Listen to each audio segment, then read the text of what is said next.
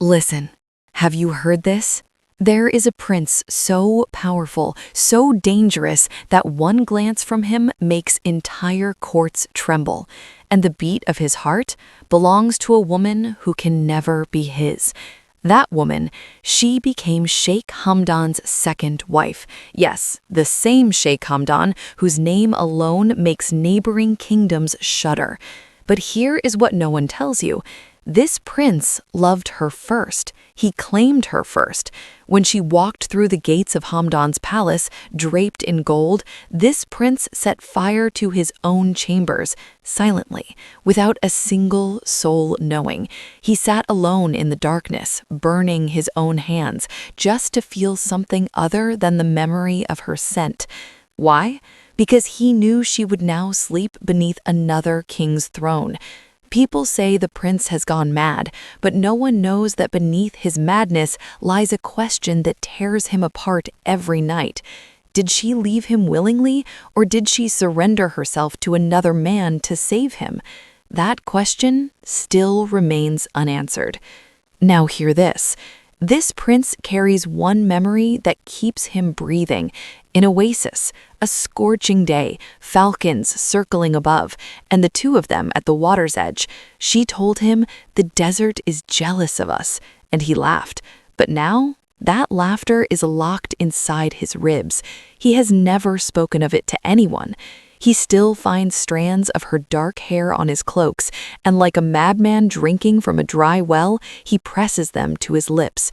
People believe he rules his kingdom with steady hands, but in truth, he sits beside a well that has run dry and still drinks from it. Has Sheikh Hamdan ever noticed that his second wife closes her eyes when a storm rolls in? Does he know she disappears to some secret place inside her mind? The prince knows. He knows she goes back to him.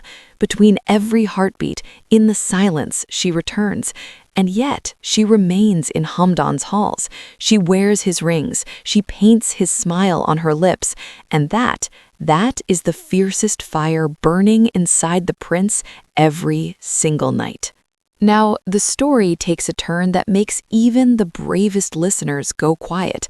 The prince's advisors, his generals, every serpent in the court, they all told him the same thing. Let her go. Her name is poison to your reign. Because that marriage was never about love. It was a treaty, a peace agreement written across her body. Yes, kings traded the woman he loved for a few years of quiet borders. How easy for them. A woman is merely currency, a document of alliance. But this prince, he was not made of such cold calculation. Every time he imagined Hamdan's hands upon her, he reached for his sword. This week alone, he has shattered 3 mirrors in his chambers, because every mirror reflects her face, and he strikes it. Yet still, he holds back. Because if he starts a war to reclaim her, the very flames that rescue her will consume her. They will call her the cause of 1,000 deaths. They will curse her name in every street. So he remains silent. He fights a war no one can see, raging inside his chest, every breath, every night. And now comes the darkest part. This prince asks himself, am I the villain of her story? Because he loved her so fiercely that he never let her breathe freely, yet was too afraid to steal her away in the dead of night. Is it a sin to love a woman who belongs to another king? If it is, then this prince is the greatest sinner the desert has ever swallowed. He has knelt at altars, he has pressed his forehead into holy ground and begged the heavens to erase her name from his soul. But every prayer tastes like her skin, every sacred word turns to ash before it leaves his tongue. He is a prince. He should be forged of iron and strategy, of cold duty and calculated rule. Instead, she reduced him to flesh, to weakness, and in that weakness, he has done terrible things. He smiles at Hamdan's diplomats while imagining the sound of his king's bones breaking. He signs treaties with a hand that aches to hold a dagger. He is drowning in a devotion so dark that no holy water can cleanse it. He would burn his own dynasty to the ground just to watch her walk through the flames toward him. Does that make him a monster? Perhaps, but a monster is simply a man who loved without boundaries. And the nights are the cruelest. When the palace falls asleep and shadows stretch across the marble floors like reaching hands, that is when his armor falls away. He is no longer a prince. He is just a boy in an empty room, hollowed out by the absence of her. He has placed her portrait in the deepest chamber of his vault, behind locks of steel and stone, not to protect it, but because looking at it kills him. Her eyes in that painting hold the secret of his complete destruction.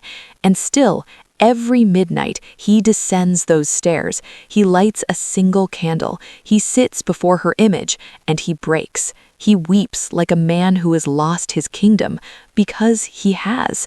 She is Sheikh Hamdan's second wife. She wears his name. She bears his chains. But not even the stars can deny this truth. She is his first and only heartbreak. Every night he makes the same vow.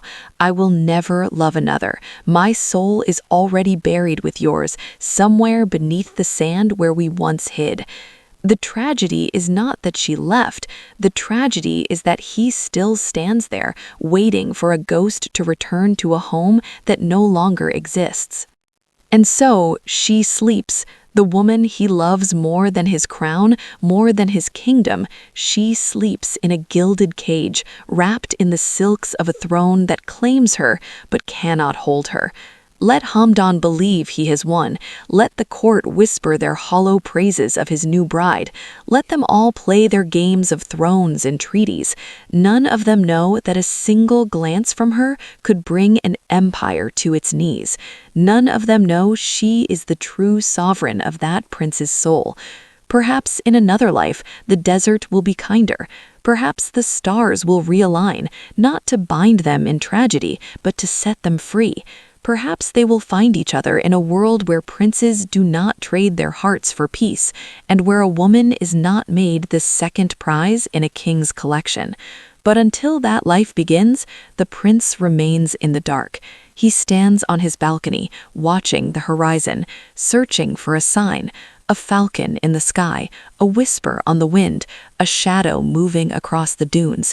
And when that sign comes, he will be ready. He will ride through fire. He will shatter the gates of Hamdan's palace, and he will look into her eyes one final time. She is Hamdan's second wife, but she is that prince's only everything. And this story is not yet finished.